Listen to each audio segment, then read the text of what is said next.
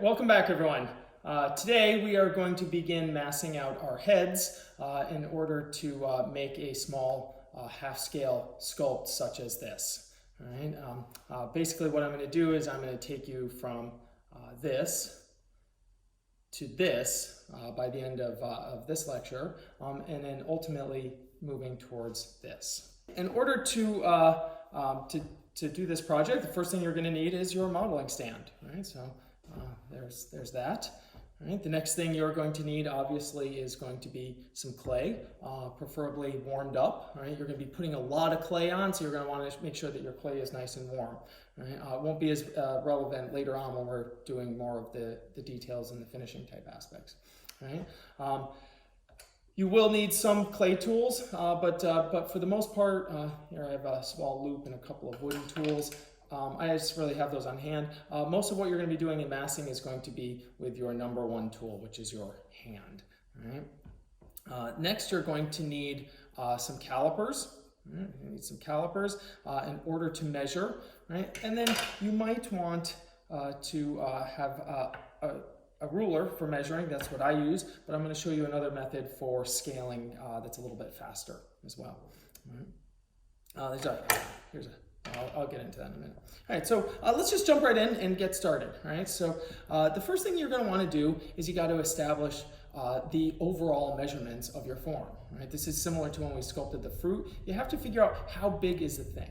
Right, on a previous project with the vegetable, the pepper that we sculpted, we were doing a direct scaling. So you would put the caliper on and you would say it's this, and then over here.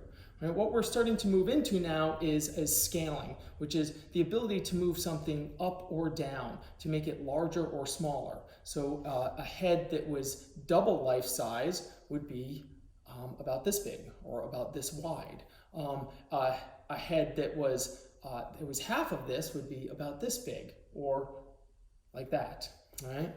And so we're going to be working on half-scale heads. All right. So the first thing that we're going to do, I'm going to start with my profile. All right. That's always the place that I like to start. All right. I'm also and I'm just going to start putting some clay on here, and I want to get this measurement. So what I'm going to do is I'm going to start by taking my measurement here. So my head, all right, the widest point of the head is about back here. I'm just going to go to the brow. All right. So right there. So that's going to be my head is this wide. Right. So what you could do is you could go over and you could measure that, and this is 7 5/8 inches. Well, that's kind of difficult to break in half. I do a lot of this kind of scaling, so I can actually do that math pretty quickly, but I'm going to show you another method. Right. So what I have here is a very simple piece of yellow lined paper. And what I did is I folded that piece of paper in half, like this, right, and then drew a straight line there. Right. And then what I did is I took the point down here and extended that line up equally to the top of the lines on the paper. Now what I could do here is I can now take my calipers and I can move it along. Now it's only going to hit on one line if I keep it straight, right? And it's this one right here, the third one down. Oh, actually, I guess that's the fourth one down, my bad. All right, so the fourth one down. So now what I could do is I could come back over, right, and it was the fourth one down, right, and I could put my calipers on like that.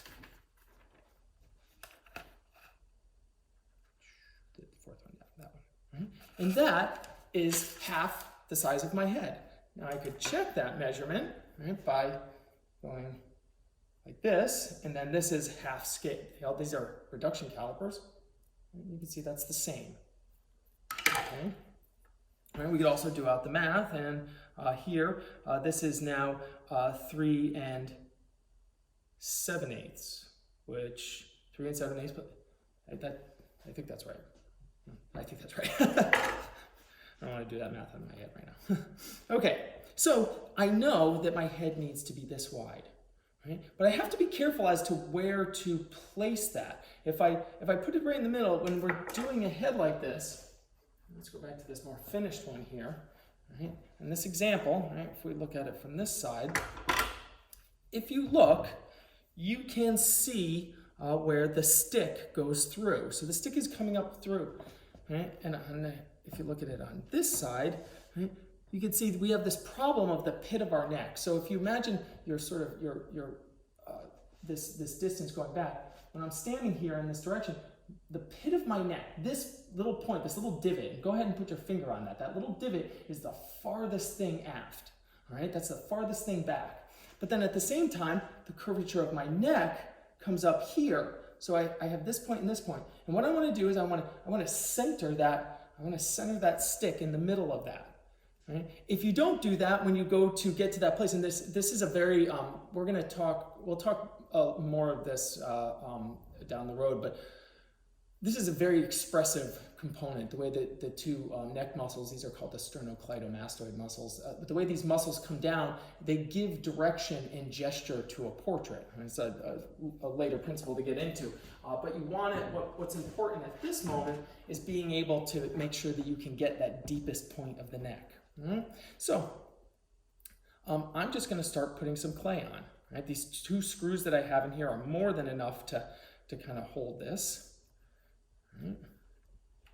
Oh, and actually, here's another example. Actually, look at this one here. So in this one, the previous demo that I did, you can actually still see the stick in there. Right? So you can see I have plenty of distance here, but I still have the ability to get this neck part here. Now, if you have tons of long hair, that won't be a problem for you. But as you can see, the back of my neck, I do not have any hair. Mm-hmm.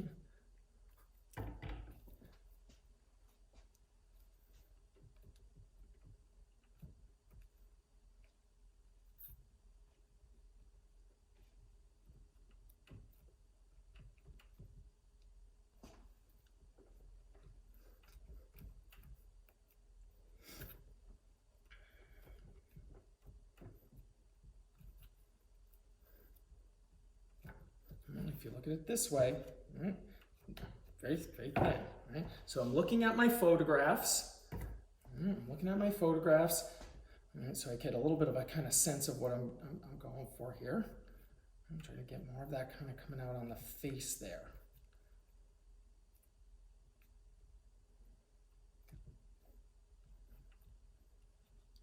Right, now, you know, how much neck should you have?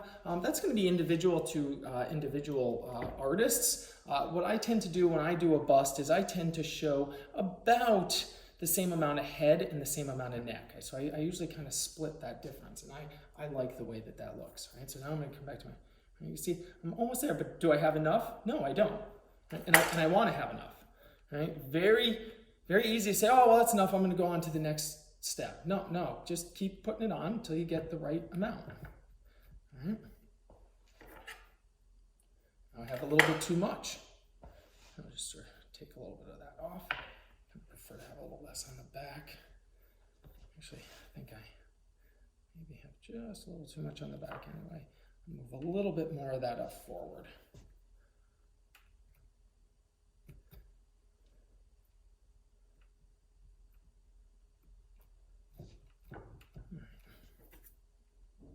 Feeling good about that. All right, so let's take our next measurement, right? So the next measurement is going to be our head from here to here. Right? Super important measurement when it comes to drawing or sculpting figures is that overall head measurement. Mm-hmm. So it's about here to here. Oops, and this one's maxing out my paper here. So I'm going to go back to my little paper here, and it's right about there. Right? So it's the first line down.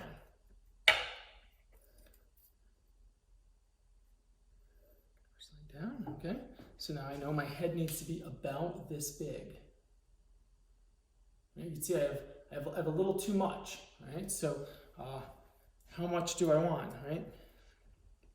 Remember, you can use the calipers to measure this way, but you can also turn them this way to measure here. So like I said, I want about the same amount of neck and shoulders, right? So what do you think? My head's a little too low, right? Right. So let's cut that off.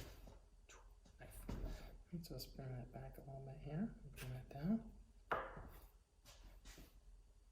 Check my measurement again. Right? I'm going to bring it just a hair more.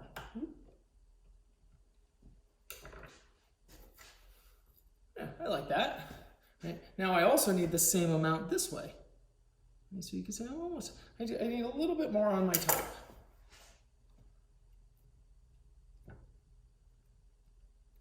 I like my measurements to be tight. I think I've mentioned before.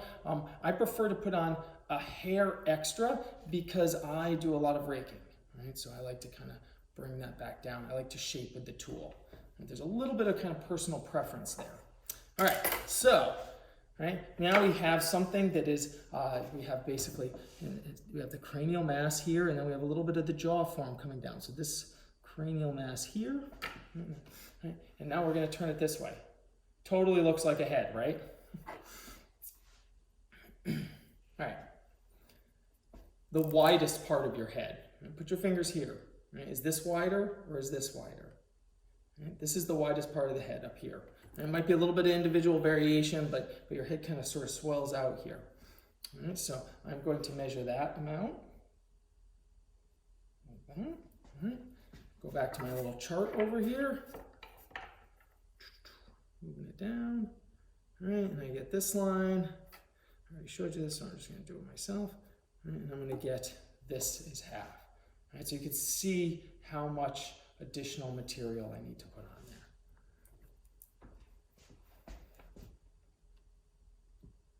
there. When I did that, if I see it look like this, right? It's here. It's not right in the center. So I know that this widest part of my head, right, needs to be a little bit farther back. Right, so this is very much, this is dimensionality. We're thinking about things. Some things are forward, some things are aft, some things are back.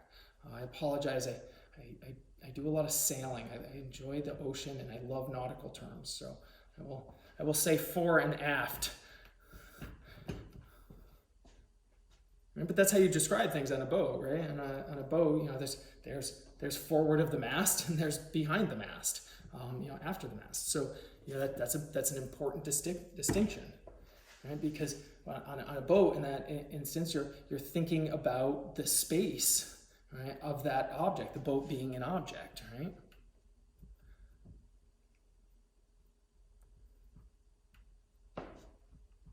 You know, this is all of this is really an exercise in, you know, in observing and being aware of the dimensionality that is around you. Right? So maybe think about how you describe your house. You know, when you're wherever you live, if you're like most Americans, or most individuals, I should say, you probably live in a home that's somewhat square. Oh, look, I'm starting to get that. Right? You live in a home that's somewhat square. You know, how do you describe that? Do you describe the one that has the door that you enter into it? Is that your front door, or is that the west wall, or you know, something like that? You know, different people are going to use different kind of terms, and what we're really doing is we're talking about dimensionality. All right, so now I kind of have my width. Right? I'm going to go a little bit forward, and I'm going to come forward on my head, right? And I'm going to take a measurement of this area right here.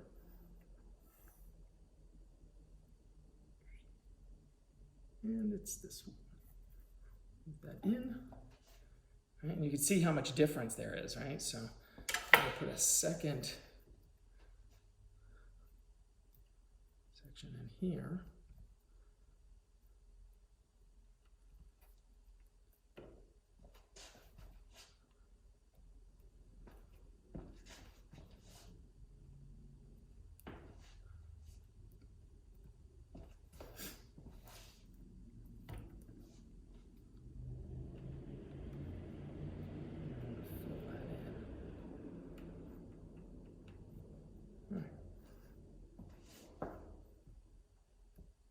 Because all I'm really doing is just trying to get some, a little too much there.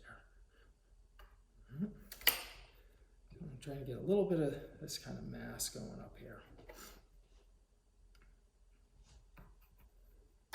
Okay. All right, so here we sort of have the basic sort of basics of our head going in this direction. All right. All right. At this point, I'm gonna turn around and I'm gonna sit behind you or put you guys behind me so you can watch me sort of mask.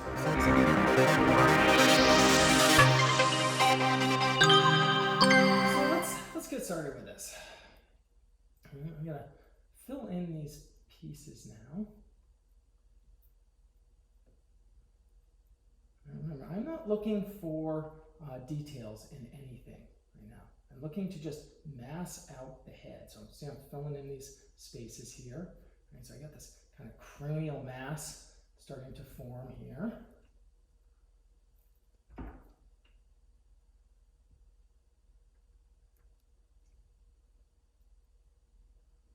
There's my jaw form here. Right, how far back is my jaw form?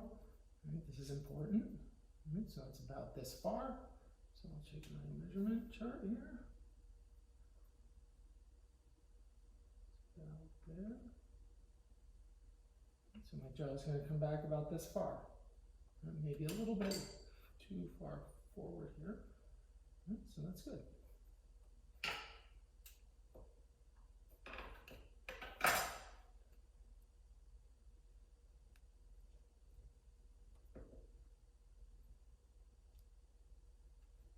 I want to give a little bit of a sense of the neck, right, just to get it sort of started. So what I'm going to do is I'm going to actually measure the distance from my chin here. Let's tighten that up a little bit. It's about that far. That's that one. So about there. Okay, so that's good. All right, so you can see here in this measurement, I got it there. Just make a little mark with my thumb there. And I can bring my neck back. And then how thick is my neck? It's about that. And that one is this one here. I should number these.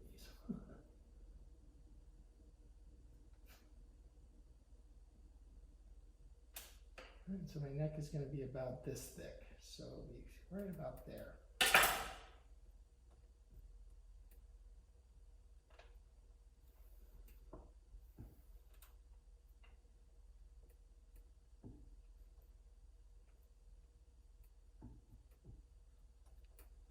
And initially I'm just going to conceptualize that neck piece as like a little bit of a tube. And we're going to see it as, later on we're going to see it as three tubes, right? Your windpipe and then those two neck muscles that I mentioned previously.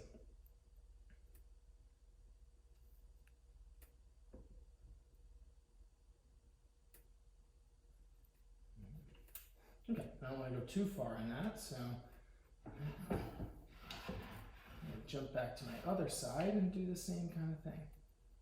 See how you can see that stick coming up through there. It's very important to place that in the right spot. Get that sort of pie plate shape on the side of our head here for our cranial mass. Get that kind of going.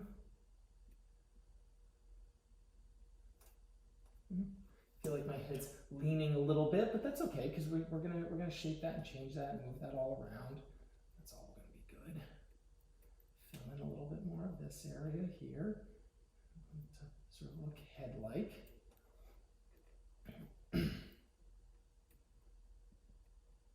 Another thing you can do is with your piece of paper, I don't have a pen on me, but you can also mark which one of these sort of measurements, you can mark which one of the measurements are particular things. So you could say, neck fore to aft, head, just write them down on the side, if you have a little bigger piece of paper or something, that can be kind of helpful.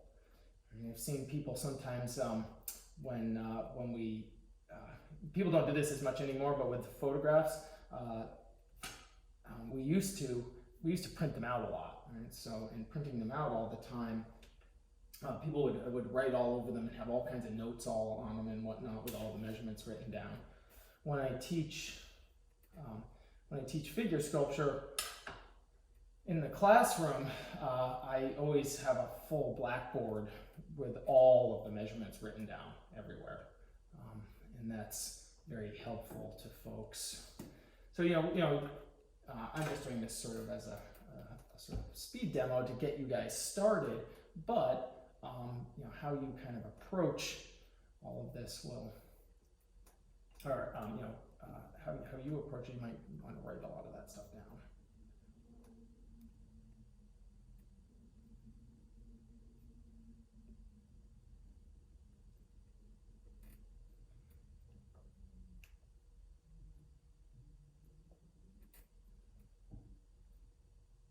A little indication of the shoulders.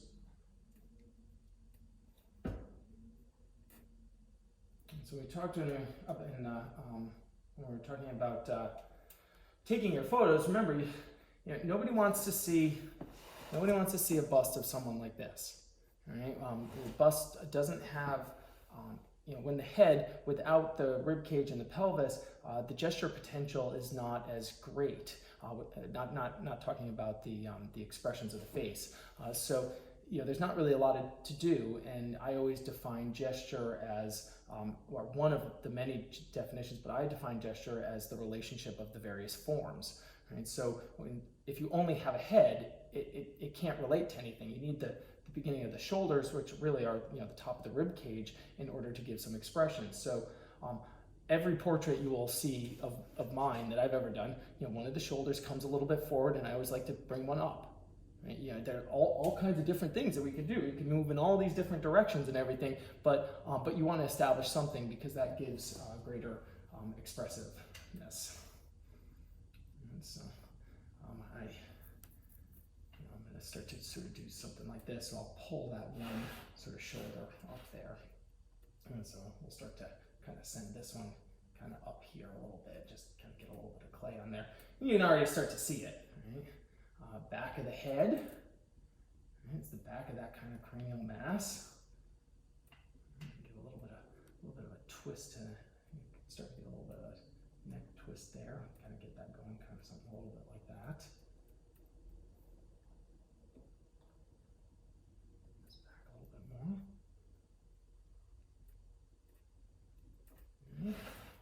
And we're kind of starting to kind of mass some of these things out. This is a good point for me to go back and check my measurements. All right, so I'm going to start with the first one that I did, which was this guy.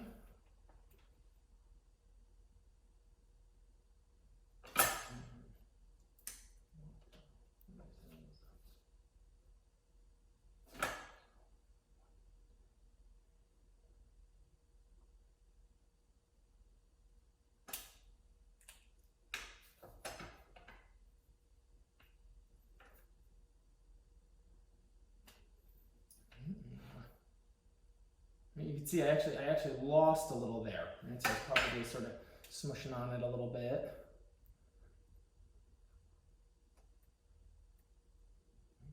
Bring that forward a little bit. Notice nothing with the nose or anything yet. We're not even sort of thinking about that. You could think of your character as wearing a sort of, you know, a ski mask here.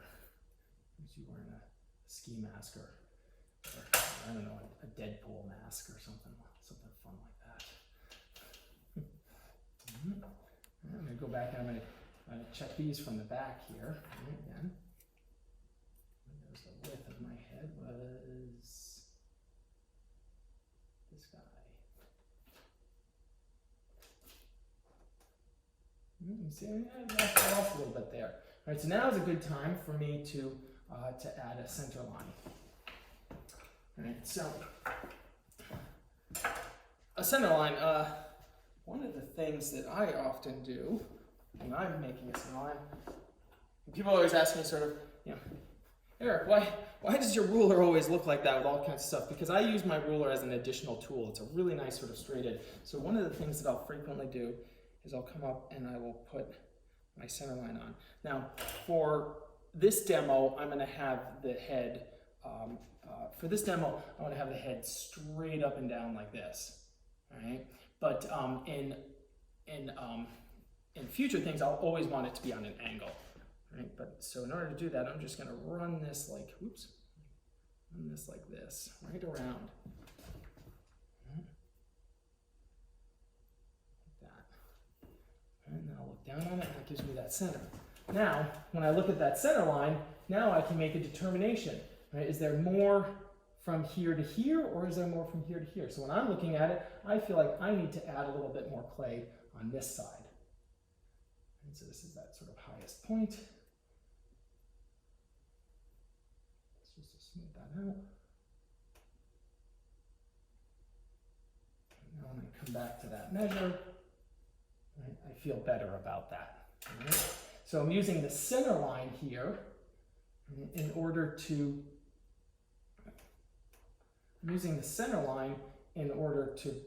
make it so that I can better understand where to put the clay.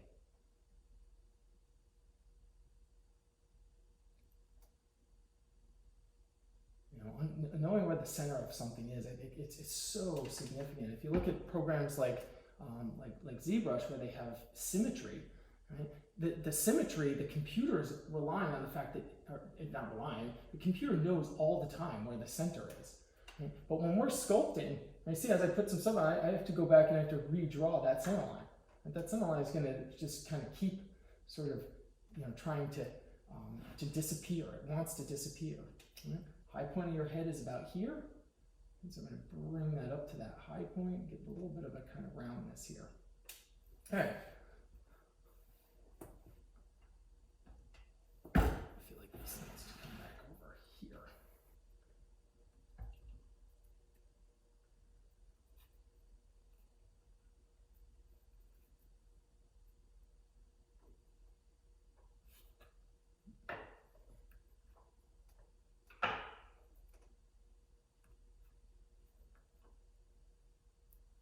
A little bit of our chest here.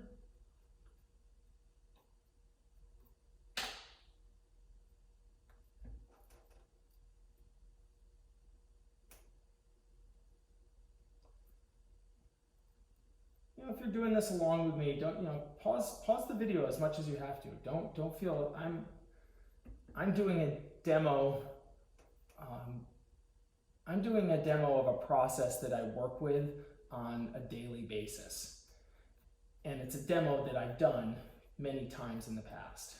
So, you know, don't feel like you have to work at the same pace that I do. I work at the pace that's comfortable for me to work at, and it's a pace that's sort of comes from having done this many times. Right? So that's my pace. So don't feel that this is how fast you need to be working. You know, if you're working faster than me, you might be kind of skipping some stuff. So I don't think you should be working faster than I am, because I'm working pretty quick. But you definitely should, you know, don't concern yourself. All right, so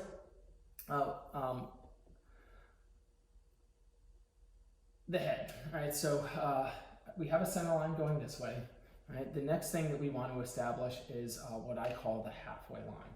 Right? The halfway line is the eye line. Right? So if we establish that our head is about this much, right?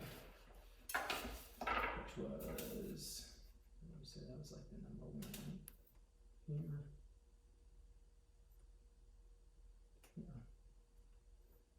About the number 1, right? Which gives us this. Half of that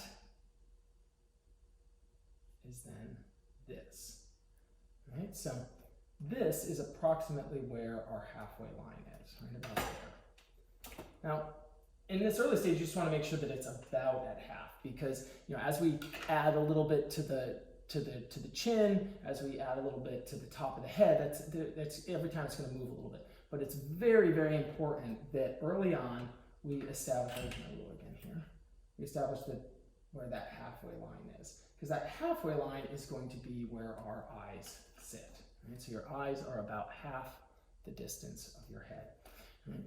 I'm always talking about proportions of the body. And it's important to remember that that's not an exact science. So when we talk about standards of proportion, all human heads, the eyes are about half the distance. Right? But some people have So that's the thing that's common to all of us, that we all share, that brings us all together. Right? And in my opinion, I feel that as a life lesson, human beings need to be spending more time on the things that make us similar than dissimilar. But that being said, what makes us unique and individual are the slight variations. So when we're talking about the standards, you might be measuring and you might feel that your eyes sit a smidgy bit higher, right? But we could be talking 49%, 51%, right? And that's something that would make you a unique person, right? You know, I might be 49, 51, you might be 51, 49, right? And that's why our faces look slightly different.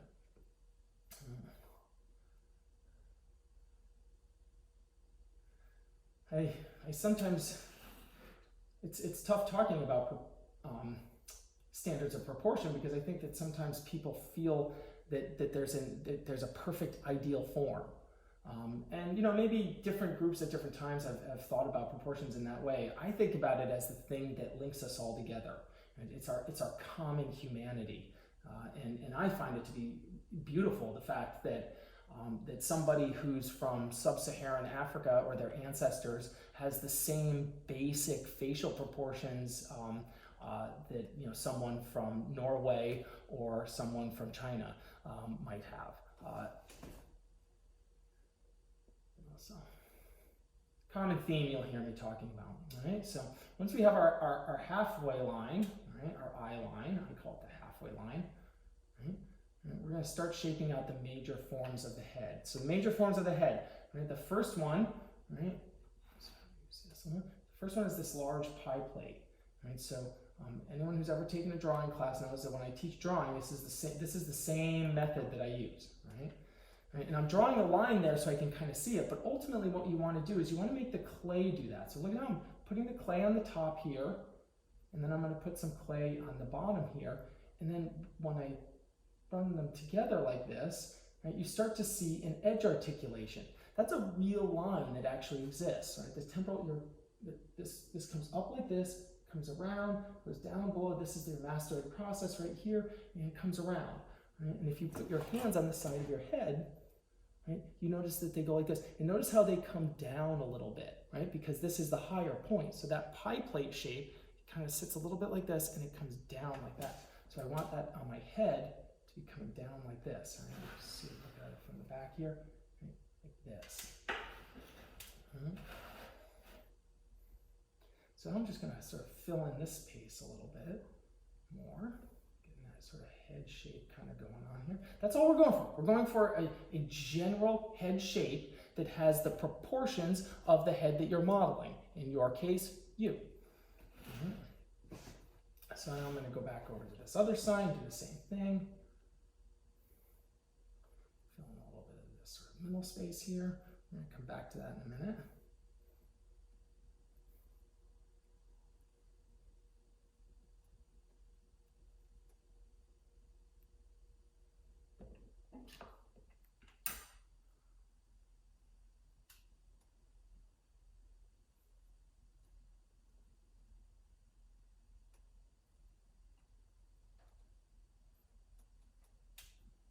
You can see I've lost my halfway line a little bit here. I'm losing my center line a little bit. I'm going to move that center line over just a hair. Right? Just because your center line was one place at one point in time doesn't mean you can't move it. Right? Everything, it's a sculpture. You're working with clay, and everything is going to be is flexible. Right? So that's what clay is.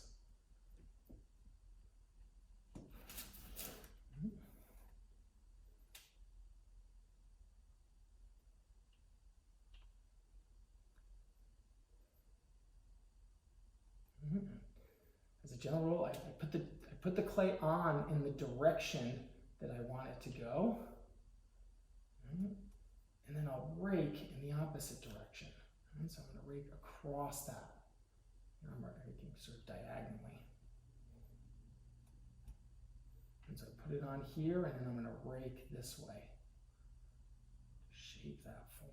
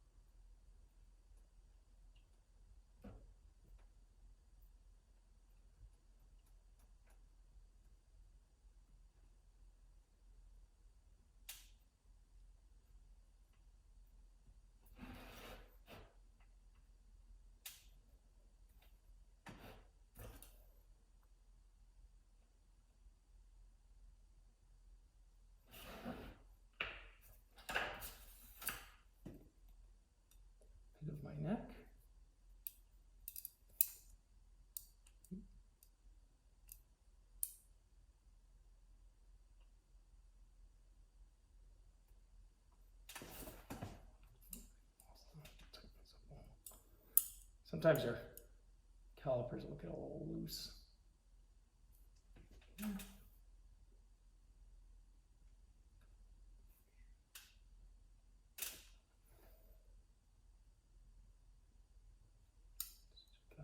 Seems a little bit too long.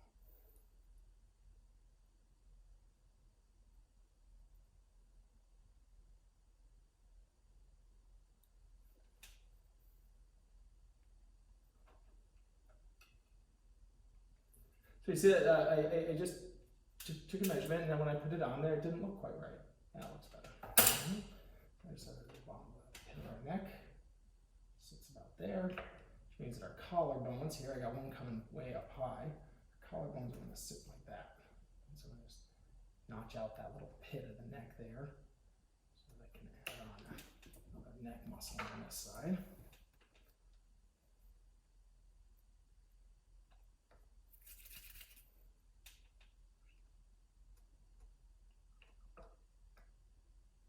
That's good for now. Yeah.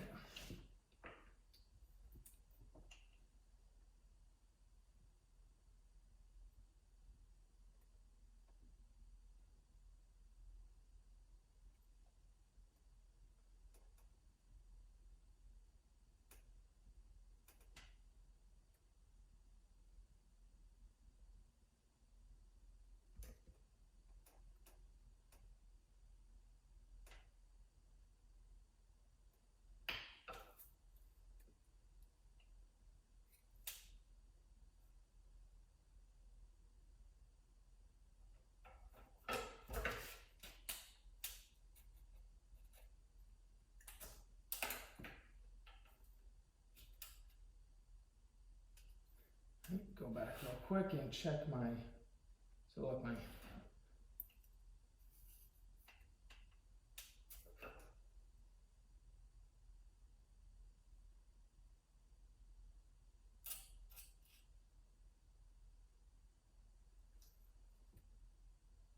so in shaving off back and forth, this is why you add a little bit of extra. So you can see I lost a little bit. Right? So now I have to go back and I have to decide again, where do I want to put it? This time I feel like I've taken too much off on this side. And so I'm going to add a little bit more on that side. Not a lot, just a little bit. Bring this down a little bit further. This down a little bit further.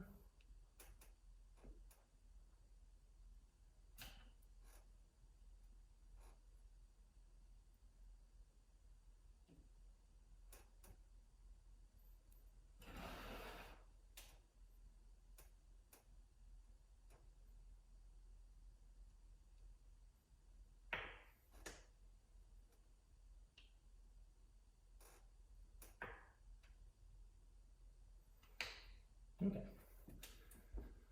so let's go back to the front. On the front of our forehead, we have another sort of plane that sits like this, right? So this one sits here, and if you put your hand on your forehead like this, you have a little dome type shape, right? And the little dome shape kind of faces up. And that shape sits something, something like this. Right? And this is our forehead. Right? So on our forehead, right, you have your pie plate shape that goes this way, and then you have that little dome shape on here, and they create a little tiny hourglass. And that hourglass is super important because the planes don't just go from here to here. Right? They go from here to here to here. Right? And that little hourglass shape is a wonderful place to pick up shadows and particularly like when light is cast on it on a sculpt, that core shadow will frequently get it will pick up a core shadow line. And same with like doing a drawing portrait. I think that little hourglass is really important to making your forehead not look flat. Right? So I'm going to kind of just sort of bring this sort of shape out here. So you can see I'm putting a kind of round dome type shape on here.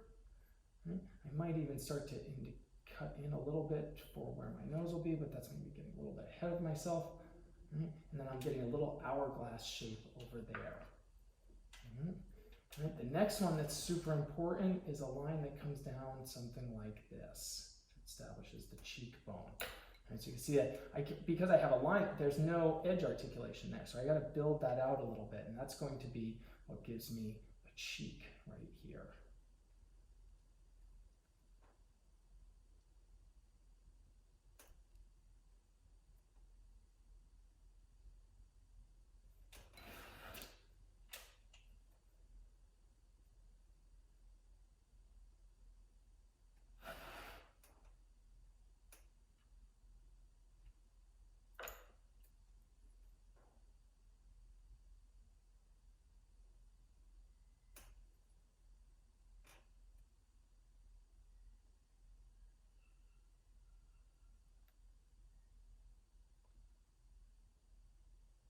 People always at this phase say that it's starting to look like a robot or head or something like that. It's starting to look like Iron Man, you know.